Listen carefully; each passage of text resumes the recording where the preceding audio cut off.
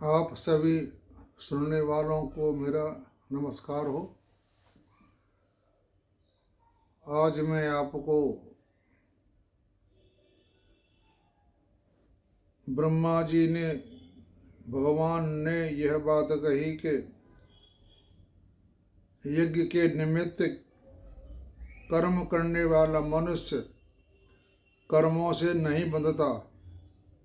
इसलिए यहाँ यह जिज्ञासा होती है कि यज्ञ किसको कहते हैं, उसे क्यों करना चाहिए और उसके लिए कर्म करने वाला मनुष्य कैसे नहीं बंधता। अतएव इन बातों को समझाने के लिए भगवान ब्रह्मा जी के वचनों का प्रमाण देकर कहते हैं कि कल्प के आदि में यज्ञ सहित प्रजाओं को रचकर उनसे कहा कि तुम लोग इस यज्ञ के द्वारा वृद्धि को प्राप्त होवो और यह यज्ञ तुम लोगों को इच्छित भोग प्रदान करने वाला हो। तुम लोग इस यज्ञ के द्वारा देवताओं को उन्नत करो और देवता तुम लोगों को उन्नत करें। इस प्रकार निस्वार्थ भाव से एक दूसरे को उन्नत करते हुए तुम लोग परम कल्याण को प्राप्त हो जाओगे। यानी आज मैं आपको यह बात बतलाने जा रहा हूँ कि देवता और मनुष्य एक दूसरे के प्रेरक हैं या सहायक हैं। मनुष्य देवताओं के लिए कर्म करे और देवता मनुष्य के लिए शुभ कर्मों का आशीर्वाद देते हैं। इस बारे में यह आज प्रसंग चल रहा है। इस कथन से यह भाव दिखलाया है कि जिस प्रकार यज्ञ के द्वारा देवताओं को पुष्ट करना तुम्हारा कर्तव्य है, उसी प्रकार तुम लोगों की आवश्यकता को पूर्ण करके तुम लोगों को उन्नत करना देवताओं का भी कर्तव्य है। इसलिए उनको भी मेरा यही उपदेश है कि वे अपने कर्तव्य का पालन करते रहें। तो ब्रह्मा जी ने यह भाव दिखलाया कि इस प्रकार अपने अपने स्वार्थ का त्याग करके एक दूसरे को उन्नत बनाने के लिए अपने कर्तव्य का पालन करने से तुम लोग इस सांसारिक उन्नति के साथ साथ परम कल्याण स्वरूप मोक्ष को भी प्राप्त हो जाओगे। अभिप्राय यह है कि यहाँ देवताओं के लिए तो ब्रह्मा जी का यह आदेश है कि मनुष्य यदि तुम लोगों की सेवा पूजा यज्ञ आदि न करें तो भी तुम कर्तव्य समझकर उनकी उन्नति करो। और मनुष्यों के प्रति यह आदेश है कि देवताओं की उन्नति और पुष्टि के लिए ही स्वार्थ त्याग पूर्वक देवताओं की सेवा पूजा यज्ञ आदि कर्म करो। इसके सिवा अन्य ऋषि पितर मनुष्य पशु पक्षी कीट पतंग आदि को भी निस्वार्थ भाव से स्वधर्म पालन के द्वारा सुख पहुँचाओ। यज्ञ के द्वारा बढ़ाए हुए देवता तुम लोगों को बिना मांगे ही इच्छित भोग निश्चय ही देते हैं रहेंगे। इस प्रकार उन देवताओं के द्वारा किए हुए भोगों की जो पुरुष उनको बिना दिए स्वयं भोगता है वह चोर ही है। तुम लोगों को अपने कर्तव्य का पालन करते रहना चाहिए। फिर तुम लोगों से यज्ञ द्वारा बढ़ाए हुए देवता लोग तुमको सदा सर्वदा सुख भोग और जीवन निर्वाह के लिए आवश्यक पदार्थ देते रहेंगे। इसमें संदेह नहीं, क्योंकि वे लोग अपना कर्तव्य पालन करने के लिए बाध्य हैं।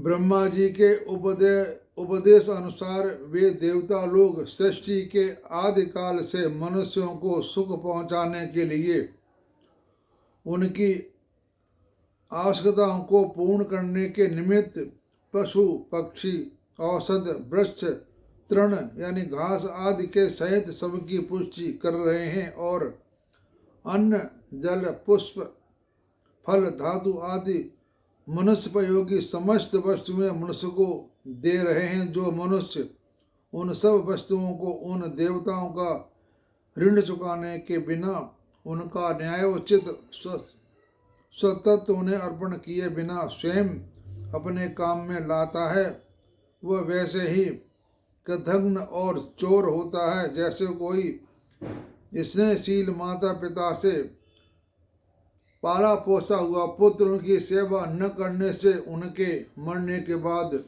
श्राद्ध तर्पण आदि न करने से, किसी के द्वारा उपकार पाया हुआ मनुष्य यथा श्राद्ध प्रत्युपकार न करने से, अथवा कोई दत्तक पुत्र पिता के द्वारा प्राप्त संपत्ति का उपभोग करके माता पिता की सेवा न करने से कृतघ्न और चोर होता है।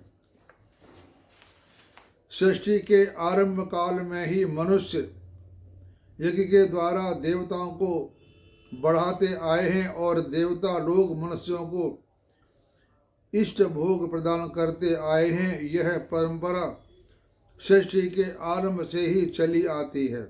इस परंपरागत आदान प्रदान जिन मनुष्यों ने पहले यज्ञ आदि के द्वारा देवताओं को बढ़ाया है और जो बढ़ा रहे हैं वे तो चोर नहीं है, परंतु दूसरे मनुष्यों के द्वारा बढ़ाए हुए देवताओं से इष्ट भोग प्राप्त करके जो उनके लिए यज्ञ आदि नहीं करता उसको चोर बतलाना ही तो ठीक ही है।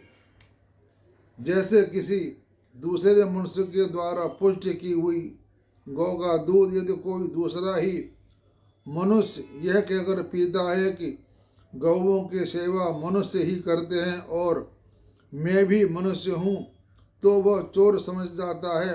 वैसे ही दूसरे मनुष्यों के द्वारा बढ़ाए हुए देवताओं से भोग प्राप्त करके उनको बिना दिए भोगने वाला मनुष्य भी चोर माना जाता है। यज्ञ से बचे हुए अन्न को खाने वाले श्रेष्ठ पुरुष सब पापों से मुक्त हो जाते हैं और जो पापी लोग अपना शरीर पोषण करने के लिए ही अन्न पकाते हैं वे तो पाप को ही खाते हैं।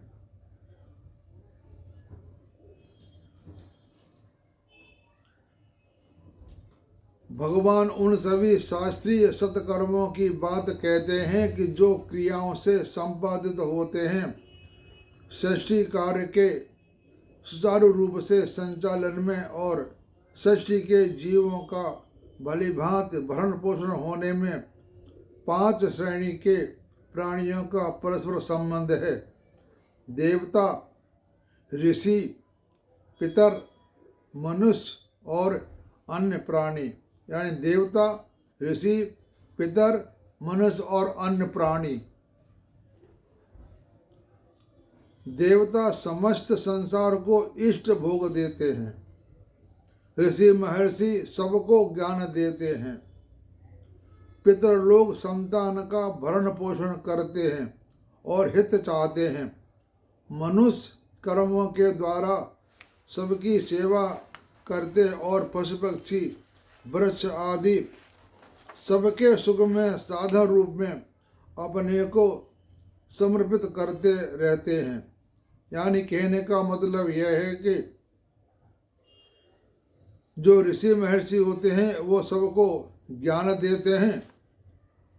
पितर लोग संतान का भरण पोषण करते और हित चाहते हैं और मनुष्य कर्मों के द्वारा सबकी सेवा करते हैं और पशु पक्षी वृक्ष आदि सबके सुख के साधन रूप में अपने को समर्पित किए हुए रहते हैं। जैसे पौधे हमको छाया देते हैं और गाय भैंस हमको दूध देते हैं, वो हमारी सेवा के लिए दूध देते हैं। तो मनुष्य का यह कर्तव्य है कि वह जो कुछ भी कमावे उसमें इन सब का भाग समझे। कहने का मतलब यह है कि मनुष्य जो भी कुछ कमाता है उन सब में इनका भाग देकर उनको उनकी तृप्ति, उनके निमित्त दान, खर्च, सेवा भाव करनी चाहिए। पेड़ पौधे लगाएं, अन्न को उपजाएं, ऋषियों मुनियों का भोग दें, पितरों के जो साथ मनाया जाता वह करें, मुक्ति उनकी जो गया में दी जाती उसे कर्म करें पितरों के प्रति। इसलिए जो यज्ञ करने के बाद बचे हुए अन्न को अर्थात इन सब को उनका प्राप्य भाग देकर उससे बचे हुए अन्न को खाता है, उसी को शास्त्राकार अमृतसाई, अमृत खाने वाला बतलाते हैं। यानी जो इन सब की सेवा करता है उसे हमें यज्ञ कह दिया। उससे जो बचा हुआ अन्न है उसको हम खाते हैं, उससे हमारी बुद्धि ठीक रहती है। बुद्धि कोई खराब कार्य करने के लिए नहीं जाती, शुभ कर्म करने में लगी रहती है। इससे बुद्धि हमारी ठीक रहती है। अगर हम जो कुछ कमाते हैं उसमें से सबका ख्याल करते रहें तो। इसके बाद संपूर्ण प्राणी अन्न से उत्पन्न होते हैं। अन्न की उत्पत्ति वृष्टि से होती है, वृष्टि यज्ञ से होती है और यज्ञ विहित कर्मों से उत्पन्न होने वाला है। कर्म समुदाय को तू वेद से उत्पन्न और वेद को अविनाशी परमात्मा से उत्पन्न हुआ जान। इससे सिद्ध होता है कि सर्वव्यापी परम अक्षर परमात्मा सदा ही यज्ञ में प्रतिष्ठित है। यानी यहाँ पर अन्न को प्रमुख प्रधानता दी है। मैं ही पहले आपको बता चुका हूँ कि अन्न ही ब्रह्म है, अन्न के बिना कुछ भी नहीं। अन्न है तो प्राण है, प्राण है तो शरीर है, शरीर है तो जीवात्मा है, जीव आत्मा है तो आनंद भी आता है। संसार में स्थूल और सूक्ष्म जितने भी खाद्य पदार्थ हैं उन सब की उत्पत्ति जल की ही प्रधान कारण है। यह मैं सब आपको बातें बतला चुका हूँ।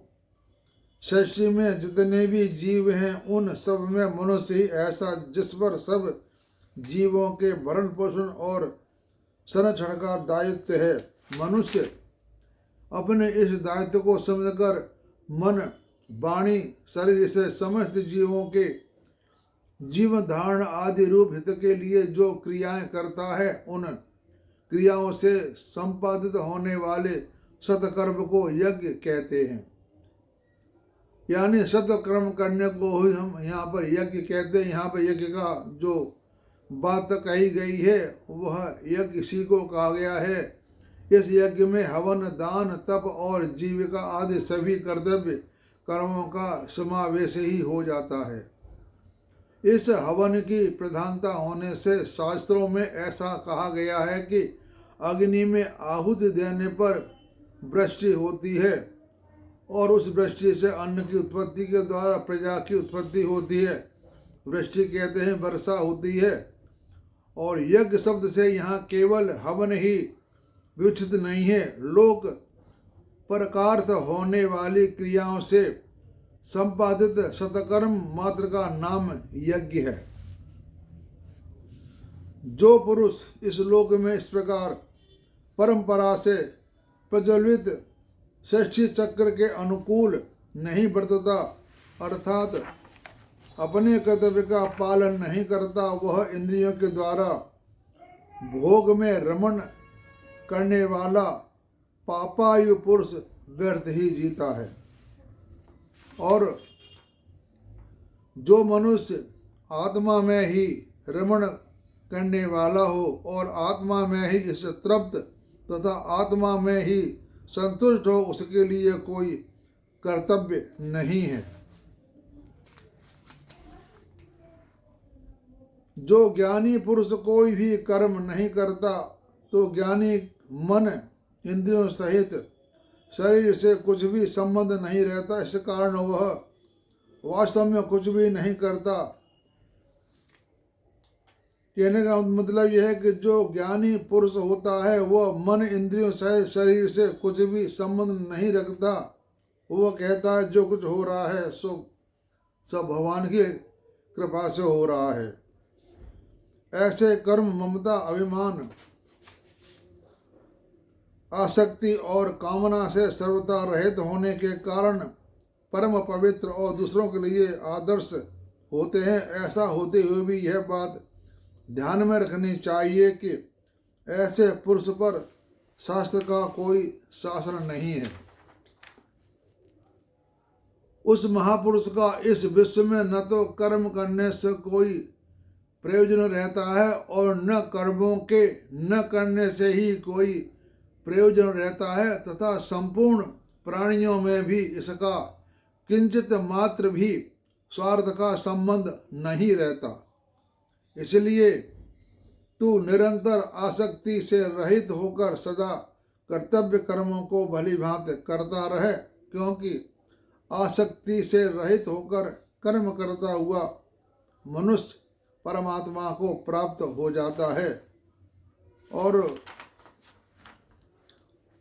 जनक आदि ज्ञानी जन भी आसक्ति रहित कर्म द्वारा ही परम सिद्धि को प्राप्त हुए थे। इसलिए यथा लोक संग्रह को देखते हुए भी तू कर्म करने को ही योग्य है, अर्थात तुझे कर्म करना ही ठीक है। श्रेष्ठ पुरुष जो जो आचरण करता है वह अन्य पुरुष भी वैसा वैसा ही आचरण करते हैं। वह जो कुछ प्रमाण कर देता है समस्त मनुष्य समुदाय उसी के अनुसार बरतने लग जाता है। तो भगवान कहते हैं कि हे अर्जुन, मुझे इन तीनों लोकों में न तो कुछ कर्तव्य है और ना कोई प्राप्त करने योग्य वस्तु अप्राप्त है, तो भी मैं कर्म में ही बरतता हूँ।